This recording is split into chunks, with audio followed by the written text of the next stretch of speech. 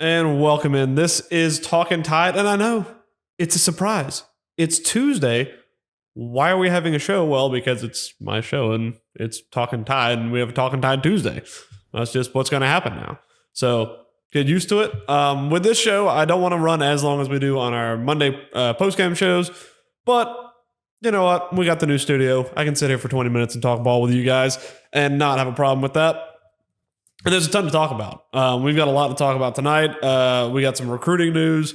I want to go over a little bit of the South Carolina matchup that's coming up. We won't deep dive into it too much, but we can talk a little bit about that. We'll watch film later this week probably and end up really deep diving into it, but we can do some surface level stuff. It's Tuesday. We got a couple days till the game comes up. We got a lot of stuff in recruiting. We had the press conferences that happened this morning, so a lot to get to. If you are new and you are enjoying the show, please hit that subscribe button. It helps out a ton. Hit the little thumbs up button, all that good stuff. I appreciate all of you guys who are new and coming in. Don't forget to follow on Instagram. Most of you probably come from Instagram. We got a good community over there. So don't forget to go over there and check out the Instagram if you are new. Let's get straight into it. A ton of good recruiting stuff has happened since this weekend. It's been nothing but good for Bama. I've gone back to paper notes for this week just because it feels more old school. A little more legit. So we're going to go off the paper today. So if you hear paper flip-flopping around, that's all it is. A ton of recruiting stuff that came in from this past weekend after the Tennessee game. Number one, Corey Howard from Valdosta, defensive lineman, committed to Georgia, long-term commit to Georgia, has flipped to Alabama. 6'6", 245 defensive lineman. Defensive linemen do well here.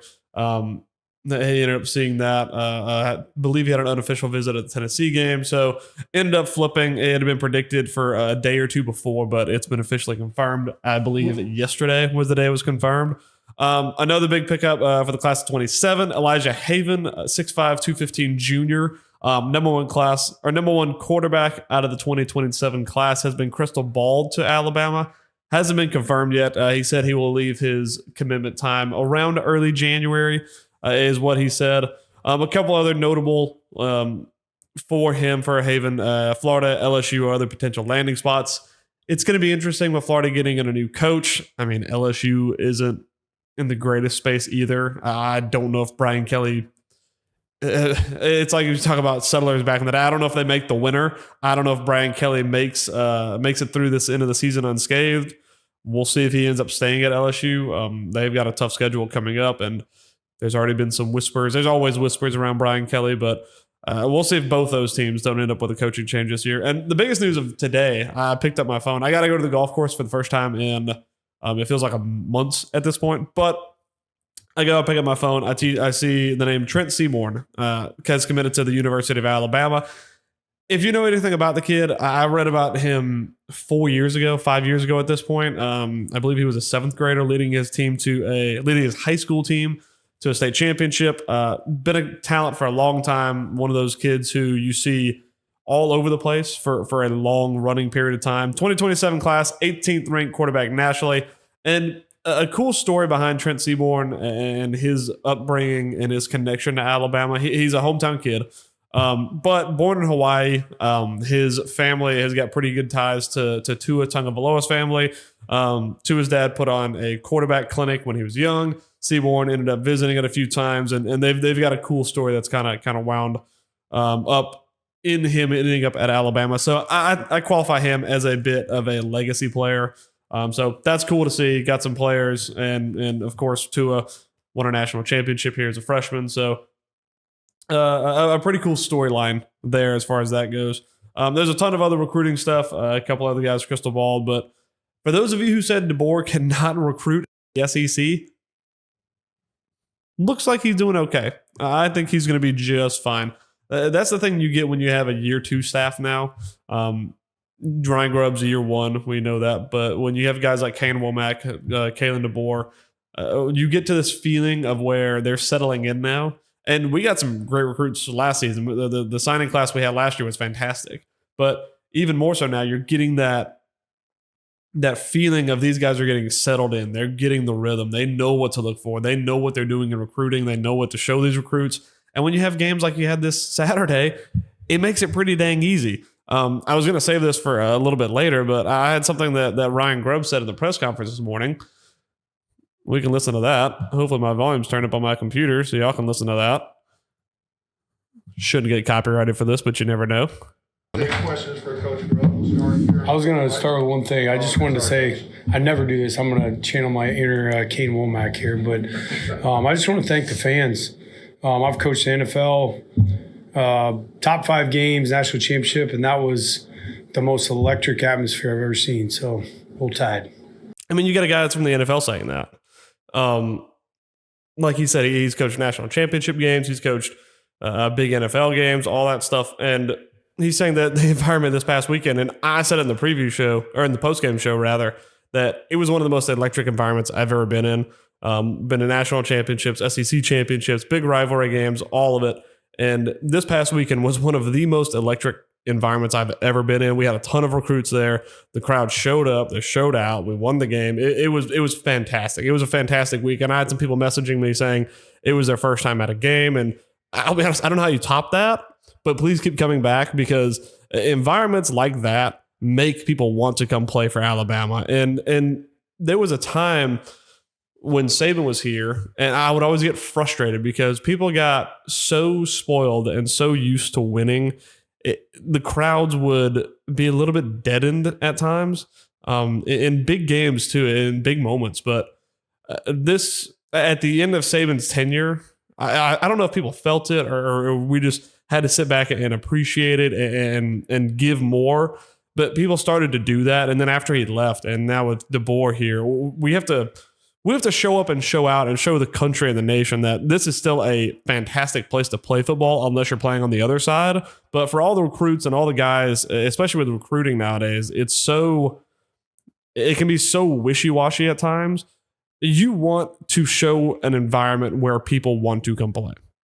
And that's year-round. Now, with transfer portals and guys leaving anytime they want, you want to set up an environment where an athlete says, you know what, I could see myself coming to play here, even if I'm a sophomore or a junior on another football team. We've got great players this year who have contributed a ton to this team who come from other environments. Isaiah Horton comes from Miami. Cam Dewberry from Texas A&M. These guys come from great environments, but we have to show that we are still up there and we're still in the pinnacle of environments to play in. And that's what guys want to do, man. They want to go under the lights in a rivalry game and go beat their biggest rival, have the crowd be electric and it be moving. That's the theater of college football. And it's what makes college football great and it makes it unique. So we need to keep on delivering that as a fan base. Like I want to go in there every week. I want to go in there when we play LSU or Oklahoma in a couple of weeks saying, you know what, that environment, it feels different. And week to week, it's growing and it's getting better because week to week, this team feels like it's growing and it's getting better. This staff is getting more comfortable. These players are getting more comfortable, not in the way of saying, okay, well, we're winning games now. We don't have to do what we have been doing. They're going to keep on working. They're going to keep on improving and getting better week to week. But they're getting more comfortable. They're digging their heels in. They're saying, you know what? This is a place where, yes, Saban is the best coach of all time, and there's nobody that's going to change that. But we don't have to just live off of what he did. Year one, it was everybody watching Bama saying, is this the place that they still were without Saban? Can they get it done in recruiting? Can the environment still be huge? Okay, they missed the playoffs. Is this it for Bama? They lost to FSU week 1. But now we say, you know what? We're not going to do that. We're not going to lay down and say, yeah, it's all kind of washing away after Saban. College football's different now. We're digging in and saying, you know what? This is still going to be the standard no matter what. The facilities we have are best in the country. And again, that's because of great guys who have come in the past, like Saban and the players and the ADs and all that stuff. But that has built us a reputation to say, you know what? Whenever you bring a recruit here, you can show him that there's no other place in the country that you can go that will have a better weight room, a better athletic facility, a better trainers, better environment. There's nowhere in the country you can go. So why not come play at Bama? Why not come play at the standard? And I think that's important for us fans to realize and say, you know what? If there's a couple of recruits out there and they go and they see fans that are negative and have a bad experience, and I'm not saying we can't be critical. We can be critical because we want better for this team and we want better for these guys. But But just being out there and just being, blatantly negative or unreasonable or whatever it is, you could be walking by a recruit every single day you walk on a game day. We walked into the game. It was against, I want to say it was against Vanderbilt. I walked by, walks right beside me. We bump shoulders. It's Aiden Holloway and his team, basketball guys.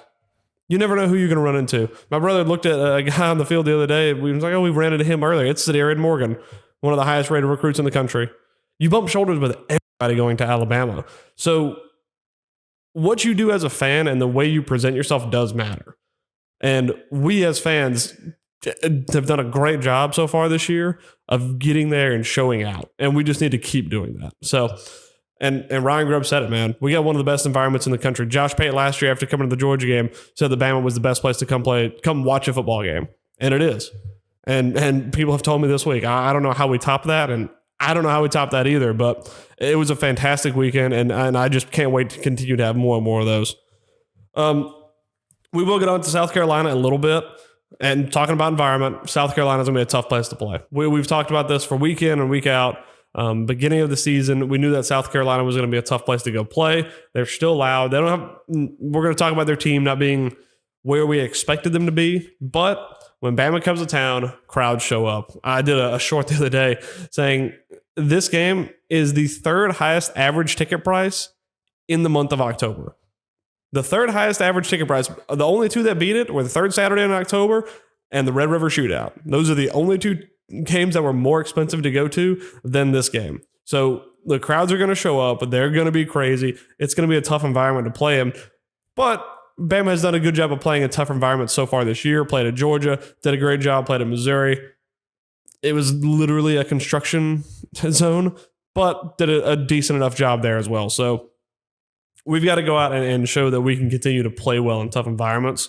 When we talk about the football team we're going to be going in, and it's a 2:30 game, so that may help us to a point. A night game in South Carolina is tough. So 2:30 game might help us out a little bit. Now, unlike their environment, this South Carolina football team is not what we expected them to be. I did a little test, a jury of peers. I texted a couple people and I said, just out of curiosity, who is the worst offense in the country, in the SEC right now, statistically? Who's the worst? And you're sitting there. I got Auburn was a lot of what I got. Kentucky, South Carolina is the worst statistical offense in the country in the SEC. South Carolina, the same South Carolina that year over year puts up insane numbers like Ole Miss. The defense is questionable at times, but you've got a guy who is touted as a Heisman quarterback. You have one of the best receivers in the country, Nick Harbor, and you have statistically the worst offense in the SEC. I'll just read you off on almost every category. They're at the bottom. Total yards per game, points scored, points per game, and rushing yards. They are the bottom of the barrel in all of those categories. South Carolina, Shane Beamer, South Carolina, with a quarterback named Lenore Sellers. That was not what I expected to see when I started doing some research about this game, but it's true. Defensively, they're a little bit better. They're in the middle ground. They give about 336 per game as far as yardage goes. But when you look at the teams they've had to play, not great. And you look at their 3-4 record and say, ooh, this is not a good run-in for them. They haven't run the gauntlet yet. First couple of games started with Virginia Tech, South Carolina State, Vandy, Mizzou, Kentucky, LSU, and Oklahoma. Not an easy schedule by any means, but not the gauntlet. When you look at their remaining games and you say Bama, Ole Miss, Texas A&M, Coastal Carolina, and Clemson, 3 out of those 5 teams are ranked inside the top 10. Bama, Ole Miss, and Texas A&M. That's a gauntlet. And whenever you look at this program and say, well, we're 3-4 at the moment, we could be looking at 4 in how many games? We have a 4-win season. That's not good enough for South Carolina. And I talked about it in the post-game show yesterday. I love Shane Beamer. I like what he's done there, but it gets to a time where it's maybe just time to move on. And I saw him get chippy in an interview or in a post-game the other day. And usually when coaches are getting chippy, it's not looking good in the locker room either. So I think that was something that was interesting to me. They're 1-4 in conference play.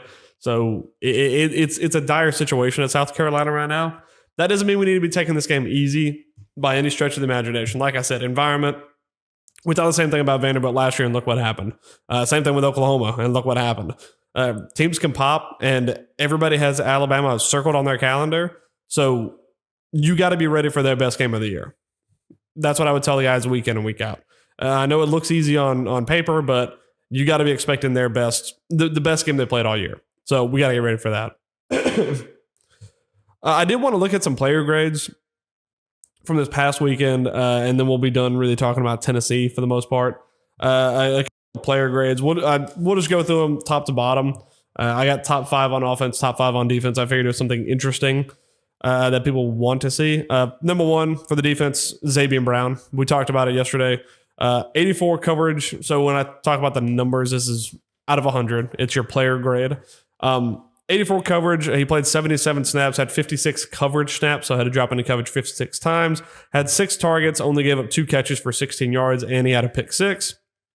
Number 2, interesting, Red Morgan. I actually listened to Kane Womack talk about Red in the press conference this morning. Had a lot of good things to say about him. Still a little bit of a younger guy. Played a little bit in his freshman year last year. Sophomore now, starting to get up there and really make his impact known. 82 was his overall grade for this week, coverage grade. Played 33 snaps, 20 drop into coverage, had 3 targets, only gave up 1 catch for 4 yards. So great job by one of the younger guys out there. Next up, we got Isaiah Faga and Edric Hill as our 2 interior defensive linemen. Both had a 75 and a 74 grade. And then I know a name everybody wants to talk about is Yanze Pierre, who had a breakout game this past weekend against Tennessee. Did a fantastic job. He had a 68 in his defensive grade. 6 tackles with 3 sacks on top of that, forced a safety.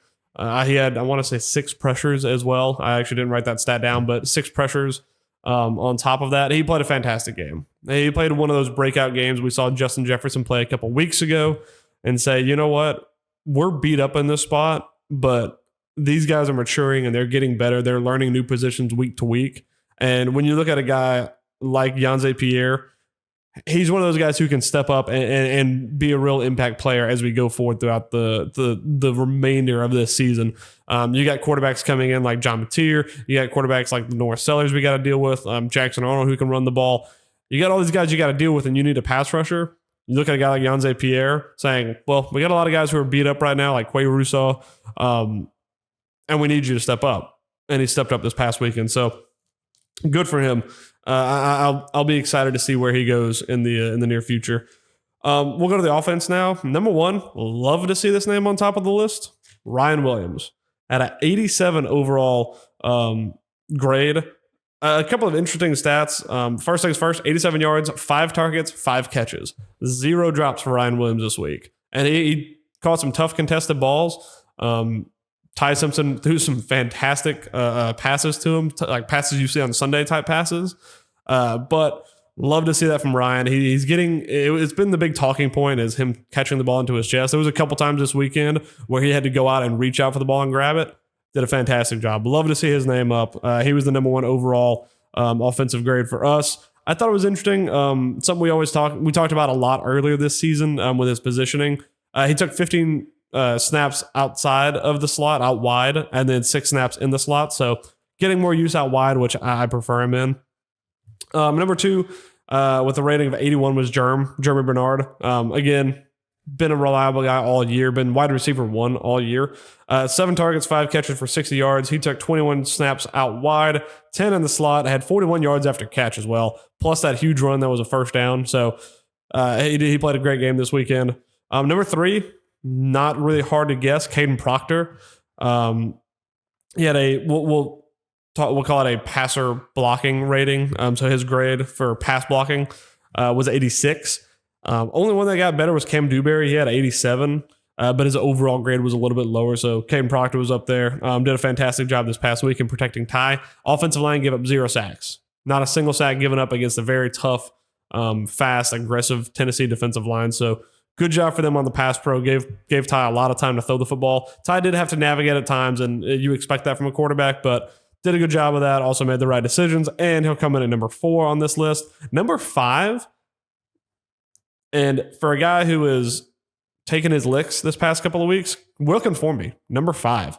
80 graded on pass coverage, or on pass blocking rather.